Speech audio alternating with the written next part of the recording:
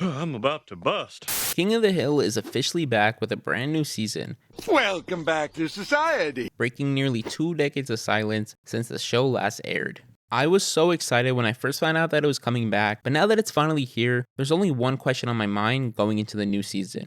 Are we all gender? Does it hold up to past seasons? But before we get into it, I just want to give you a refresher on the show, seeing how it ended so long ago.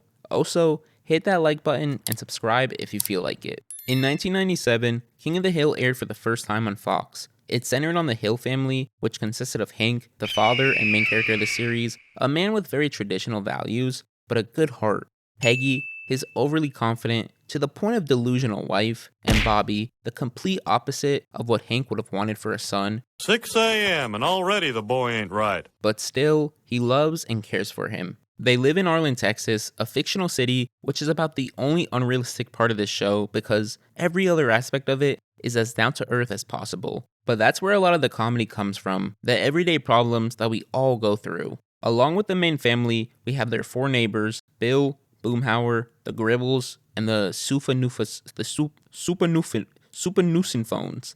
There's also Luann, Peggy's ditzy niece, Cotton, Hank's abusive dad, and Buck Strickland, Hank's boss, and someone he admires so much that he can't see how flawed the man really is.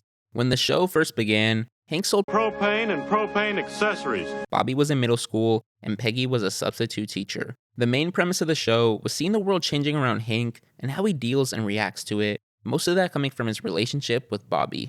And by the end of season 13, we see a much more understanding and accepting Hank, a Bobby who has grown in front of our eyes into a confident young man, and Peggy, who, honestly, just got more delusional as the show went on. That brings us back to the present, where season 14 begins with a time jump that's honestly pretty confusing, but I say it's been about 8 to 10 years since season 13. Peggy and Hank are on their way back from Saudi Arabia, where Hank had found a job setting up propane and propane accessories. Bobby, who is now 21 years old, opened a Japanese-German fusion restaurant in Dallas, and is roommates with Joseph, who's Dale/John Redcorn's son. In the time between the 2 seasons, a lot has changed. Dale was mayor of Arlen for a few days, Bill stopped leaving his house and gained a bunch of weight, and then lost it all by the next episode, which was really confusing. He somehow aged the best out of all the Alley Boys though. Boomhauer is seemingly in a serious relationship with a woman who has a kid, and he's become a father figure to him. There's also a new neighbor, Brian, who was living in the Hill house while they were away, but when Hank comes back, he actually moves nearby. And finally, Connie and Bobby, who have lost touch and don't really talk anymore.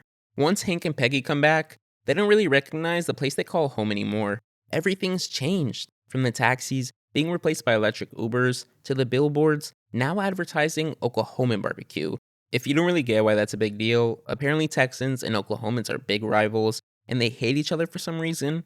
But Hank and Peggy are starting to regret their decision and considering going back to Saudi Arabia. I just want to jump in and say how much I hate the way that Peggy says Saudi Arabia. Saudi Arabia. It's so in line with her character, but I cringe every time she says it. They head to the Megalomart before they make their decision and see Girl Scouts selling cookies. When Hank asks for some Samoas, he finds out they've been renamed to Caramel Delights because the old name was offensive. This seems like the last straw for him, but then the little girl says, It's nice to be nice. It sure is.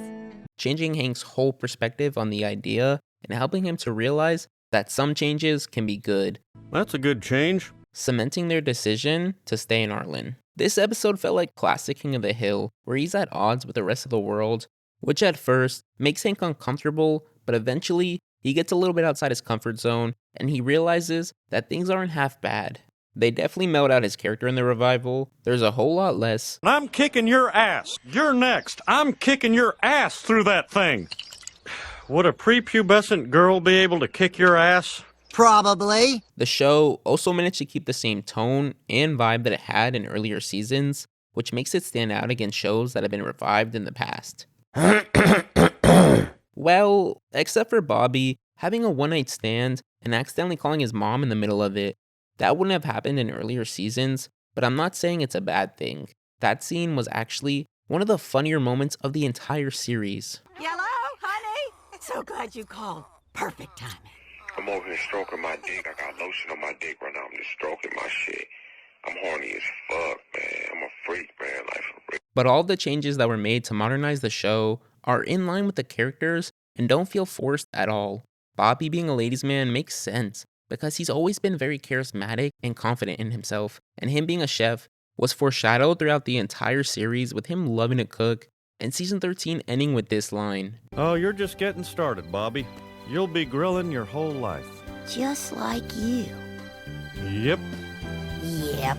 It sucks he didn't get to be a prop comic like he wanted to, but this is much more realistic. Another example of a character they brought back right is Dale. Before season 14, Dale was a paranoid conspiracy theorist who's basically just a joke to people. But now, society has changed to where people like him are actually taken seriously. In one episode, he starts telling some crazy stories about the government that just a season ago would have gotten him some concerned looks.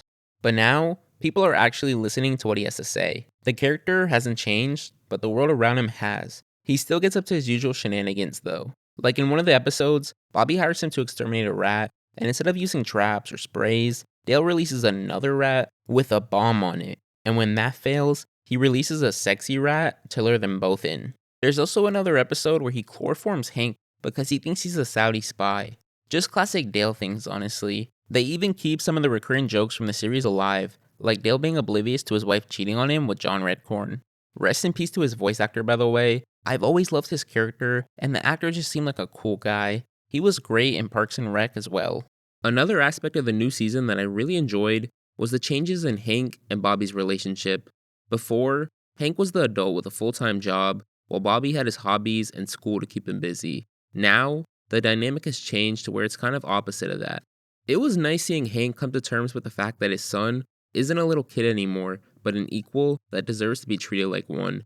And while in past seasons, Bobby had to find out who he was and become the person we see today, it feels like Hank is going through that now. With all the free time of being retired on his hands, he has to find things he enjoys doing, and I don't want to spoil too much of the season, but Hank really grows a lot, and in ways that past versions of him would have seemed insane to suggest. It was also refreshing to follow Bobby's love life, whereas in the earlier seasons, Peggy and Hank were married, and Bobby was just a kid, so we didn't really get to see how the showrunners would have handled characters dating. But they've honestly impressed me with how well they're doing so far.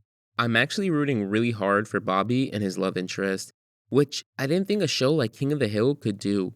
I think that storyline felt rushed towards the end though, but they still have all of next season to improve that. Please come back! The series has always been somewhat serialized, but this season felt like the most cohesive one we've gotten for the series. I thought it was a nice touch though, and added to the plot. It made me want to watch the next episode to see what's going to happen next. Well, kind of, which leads me into one of my negatives for the season. Having Bobby in Dallas and Hank and the gang back in Arlen made it feel like two different shows. One, a serialized show about Bobby's life in Dallas, him running his restaurant, and finding love, and the other, a more episodic one about the lives of the Hills returning home and them finding their footing in this new/old setting. I thought that both sides of the show were equally as good. I just wish they had more time to flesh them both out. Which would you prefer? Both is good. I want to see what's going on with Bobby's restaurant and his daily interactions, and at the same time, I want to see what all of our favorite characters have been up to, and the new shenanigans they're getting into. This has been the shortest season to date, and you could definitely feel that in respect to a lot of characters not getting screen time. People like Joseph, Khan, Min definitely could have been on more.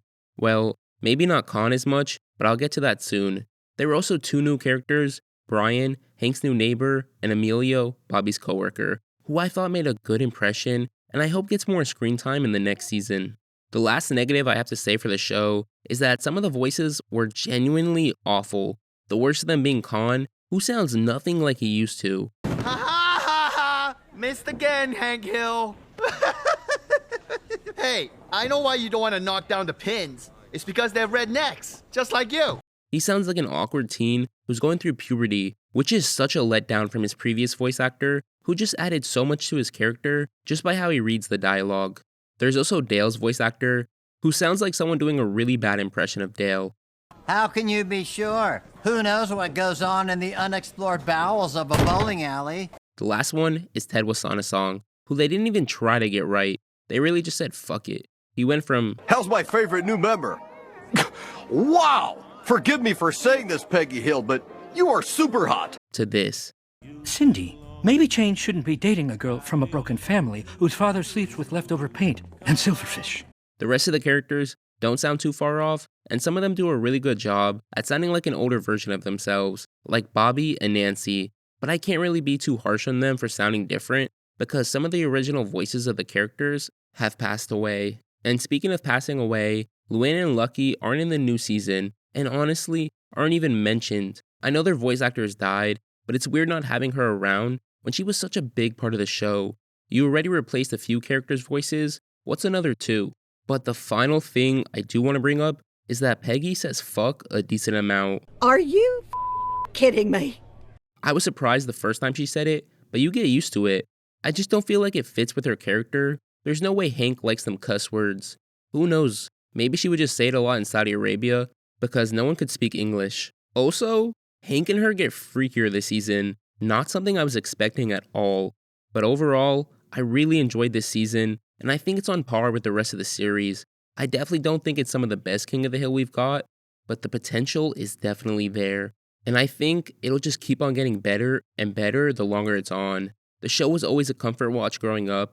I would watch it every night at 8 p.m. when Cartoon Network switched to Adult Swim, and I just hope that it runs for a long time. It just gives me a warm feeling in my chest, like everything's gonna be alright. And the way the world is going now, it feels like there's negativity all around us, and we need more shows like this to remind people that sometimes It's nice to be nice. I know that sounds super preachy, and it totally is, but I have a lot of nostalgia for this show, and I genuinely hope it succeeds. Overall though, I'd give this season an 8.2 out of 10, but if you stayed this long, thank you for watching, leave a like, subscribe, and see you guys next time.